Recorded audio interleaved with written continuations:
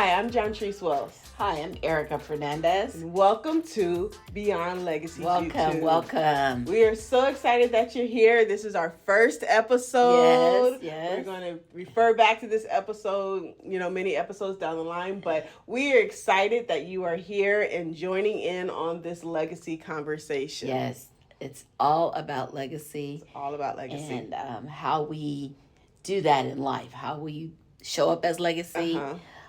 It becomes, just like I tell my daughter, nothing you do just affects you. So everything you do today, how you show up, it's all about leaving a legacy in someone's life and impressionable in every way. So absolutely. And it kind of goes along with our tagline that your impact never dies. Yeah. How you show up, how you do things, how you treat people, all of that leaves an impact and an impression on your community, on your children, on your family, on anybody that you are coming in contact with, right? Yeah, you never know, because even like when you tell the story about that person that affects you, then that story goes to the next person that they tell, and you just never know. I heard a story about, it becomes a legacy, sometimes a myth, right? Yeah. But sometimes a legacy that, man, it left an impression on my friend, and you refer to it that way. So every time you show up, everything you do, and even the stories you tell, they affect people. Yeah. They impact people, and they carry on. Absolutely. You just said, you mentioned that you tell your daughter that every decision, nothing she does just affects her. Right. And, me and your daughter are the same age, and I didn't really kind of recognize that until I had my daughter. My mom used to tell me that all the time. Your decisions, your choices don't just affect you. I'm like, yeah, but they do. I'm the one making the decision. I'm the one making the choice. It's all about me, right? But once I had my daughter, I recognized that the choices that I made prior to having her is affecting her today, not necessarily directly, but maybe indirectly in my parenting, in my healing process, in my hang-ups, how all I of do that, things. how you deal with those areas of your life. Yeah. She gets to watch you when you don't think they're watching you. They're watching you. And so that's key, because we think we can just go through life and make our decisions, and even after we have them in our first years, and we're just trying to figure out motherhood, right? We're just trying to figure out how to do this thing. Yet they're young and impressionable, right? We talked about before that one impressionable thing about the color caramel and the food caramel. Okay, guys, listen. This is how simple it could be when you affect your children. I go, that word is not caramel. It's not caramel macchiato. It's caramel macchiato. No, it's not. I said, okay, fine. So John Treese and I and her daughter show up at Starbucks, and we're looking at the menu items, and I said, Samara, how do you say that word? It's caramel macchiato. I go, spell it. She goes, read it. She goes, C-A-R. She looked at her mother. Where did the A come from? I said, it's been there all the time. That's why it's caramel, not caramel. And so it's that impressionable what we do to our kids and how they learn from us and how they carry things forward and how they then repeat that and actually think it is fact. Yes. And when you tell them, she had one of those questions like, Mom, you've been lying to me all this time. And I believed in you. And I said, baby girl, it's caramel. Don't worry about it. She just kept me going. No, honey. It's written on the board right there. You can change it. It's okay. But then, that's so huge because, we talk about being in community and having a community that you can be, and be active in. And that's why when we talk about your impact and your legacy, Samara will never forget that Miss Erica told her that it's caramel and not caramel. And she's going to be like, Mom lied to me this whole time. I just can't believe it, right? Say this or whatever. But that's the impact that you have. Yeah. And that's small, like you said, as simple as that is, in that small setting. But she's going to remember that because we're in community. We do things together. And I think that's why it's important that we have community, that we have a a sense of people that we trust, that we can bring our families around and our children around, because you have wisdom that I don't have yet, and you have experiences that I don't have yet, and you've raised your daughter and I'm raising mine. And so there's a sense of discipleship and just mentoring and just, okay, well, I went through this with my daughter, and this is how I saw it. And even though times and generations and things change, right? But we can't dismiss, absolutely not dismiss what the previous generations went through as they were raising children. Yeah, and I think when you talk about that, here's what came to mind. Listen, that is what family reunions are about. Mm-hmm. You're watching how auntie treat mama as sisters, or auntie treat your cousins, and how they relate as sisters and brothers. And you're watching all of this at a family reunion. And this is where you learn traditions and how we respect each other and what you don't do. That's your cousin. You don't treat your cousin like that. Right. Or that's your sister. You stand up for your sister. You be there. You're the oldest, and they teach you these things. They happen in family reunions. Yeah, that thing you don't like. Yeah, I wasn't going there. I wasn't going there. I mean, my mom's side of the family has family reunions every year. They've had reunions since she was a little girl. There's a total of I believe 12 brothers and sisters, so 12 aunts and uncles on her side of the family, right? So they all grew up together. The cousins grew up together, and all. So they have family reunions every year since she was a little girl. So since I was a little girl, and about maybe 7-8 years ago, I was kind of boycotting the family reunions. Defying wisdom. I was not what it's called trying to do. Defying wisdom. Defying wisdom? Yes, because they were trying to give it to you. I wasn't trying to hear it. And at that time and at that season, my family was living together. So, when they would leave, I was staying because I needed a break. Some of y'all know when we need a break from family, I needed a break. So I just wasn't trying to go. But in this journey that Erica and I have been on, and just the constant conversation around legacy, around wisdom, around traditions, around what we're passing down, she encouraged me. She said, listen, you need to go to your family reunion. I was like, Go see your people. And so this past year I did go, and it was such a new experience because I went with different eyes. I went looking for the traditions. I went looking for the intangibles that I wasn't seeing before, right? Before you just go, you sit, you eat, you talk, everybody's doing their thing.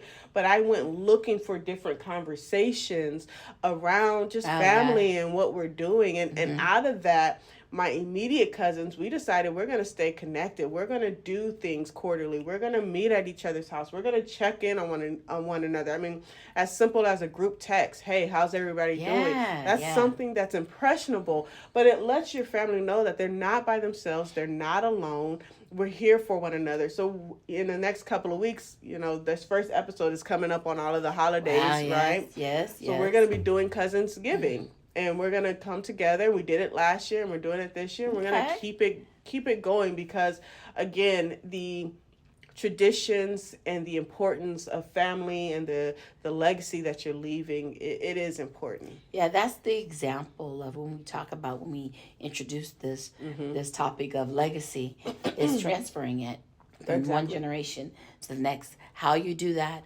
where you do that, what that looks like. And so there's generations that want to do things different, just like in the Bible, the kings. Every king that came in, they would say, Bible, he did right in the sight of the Lord, right? And then the next one, he did not do right in the sight of the Lord. And so it happens in family. It happened in the Bible. Man, don't think it's not going to happen in your own families from one generation to the next.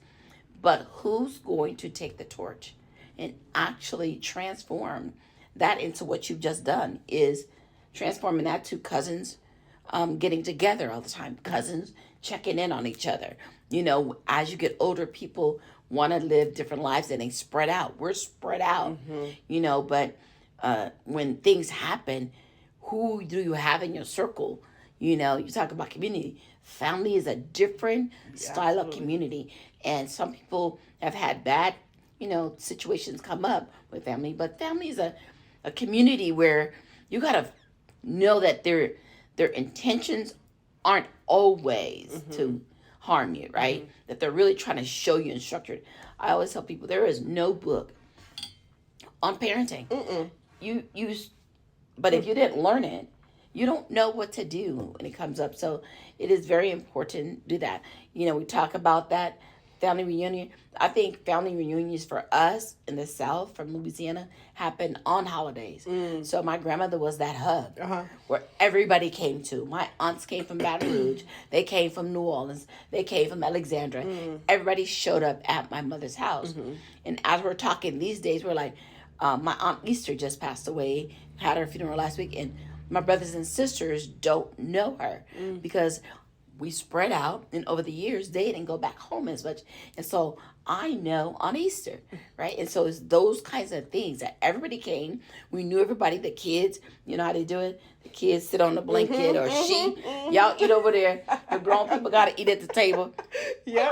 What kind of stuff is that? How you didn't eat me as a kid? You don't think about it because all your cousins are there. And everybody's there eating. And so there's those kind of traditions that you think about on holidays that come about. And that's transferring a legacy.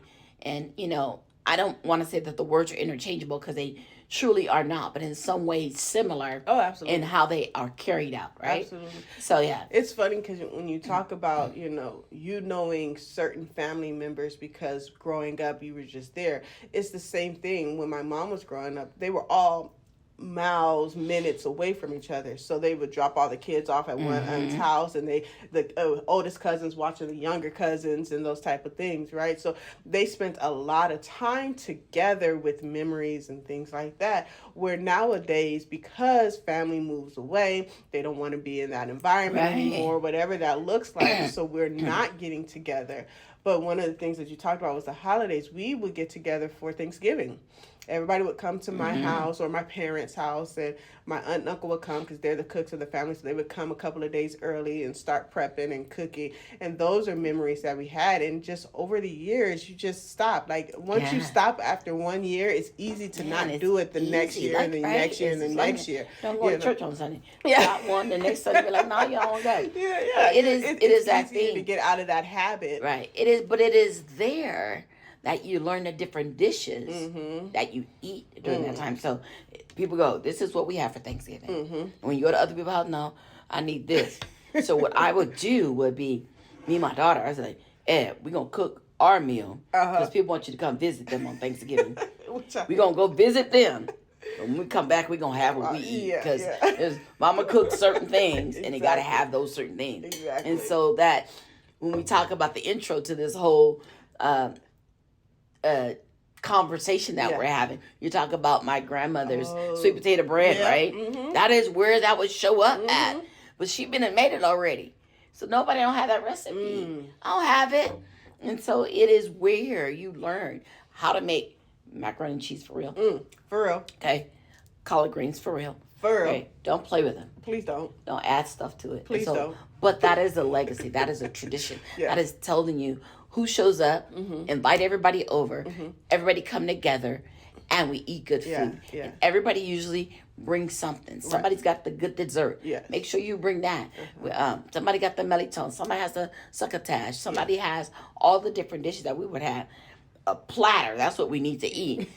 And after you ate that turkey Let and me that take platter. my nap. Let me take my nap. And I'm going to wake up, I'm going to eat again. Yes. So to that point, one of the things that I'm thinking about, though, is, we talk about how we get out of practice of that. And how can we not get tired of doing that, right? How do we not get tired? Because now I really am missing the fact that we all would get together. The other piece to that, too, is we no longer have those homes anymore. So we lose those places that we congregate at because, we moved away or we're not in those homes or so-and-so doesn't have. So now it's dispersed. You have to get creative about it. But actually, wherever you are, if it's an apartment, you get together there. It's the getting together that you want to continue to do because people will drift, but don't stop it. Right. Right? And then if you make it important enough, and one of the things that's lacking is planning. Yeah. Right? We didn't have to think, though. We were like, no, we're going over grandma's house for Thanksgiving, so we didn't have to think about it. So planning, these days people are into planning and scheduling. So that part, and then bringing in the foods and picking the menu and making someone responsible. Yeah. We're waiting for your macaroni and cheese, then they'll come and show up. So that's kind of a way you can actually That's really good. And the other piece is just don't stop. Just don't stop. Because here's the thing. I stopped going to their family reunions. They didn't stop having them. They didn't stop because of you. Right. They kept going. And eventually you come back because you do recognize and you do miss and you do forget. Yes. So it's like, just don't stop. So if someone doesn't show up or no one shows up, you still had it. Right, you still had your family gathering, and then that's when you invite the outside community in because they become they may family. Not have had one yet. Right, so I've done that so many times. Yeah, we've done that. I used to call it house hopping, but I still have my meal, like I said, cook my own stuff, right? And so that's kind of the great thing about it. That's awesome. But yeah, legacy, transferring that and learning these things from generation to generation. That is what we're here to talk about. Absolutely. That's what we want to invite you in and continue the conversation about those things. And as they come up, we would love to hear what you have experienced and what you would love us to just sort of enlighten or talk about. And so comment below on anything that we've said or talked about, and we'd love to just glean on that and actually have some fun with it. Yeah, absolutely. So, like Erica said, we want you to come into our community. This is a community that we have developed and established, and we want you to come in on the journey, come in on the conversations. We've been having these conversations a lot, over the last couple of years. It really is. So now we want you to come in and be a part. So don't forget to subscribe and share if this is something that you enjoyed our conversation and want to chime in. Definitely comment below. We may read some of the comments and go, girl, somebody put raisins in their potato salad. I don't know who did that, don't do it. That's what they had at Thanksgiving. If it give you that sweetness you need, maybe, but we just haven't experienced that, right? No. So no. So yes, definitely share, subscribe. Also follow us on all of our social media handles on Instagram and Facebook. They will be linked somewhere here below, above, on the side, somewhere. But definitely go and follow, and we would love to hear from you, and join us next week on our episode. Bye. Goodbye.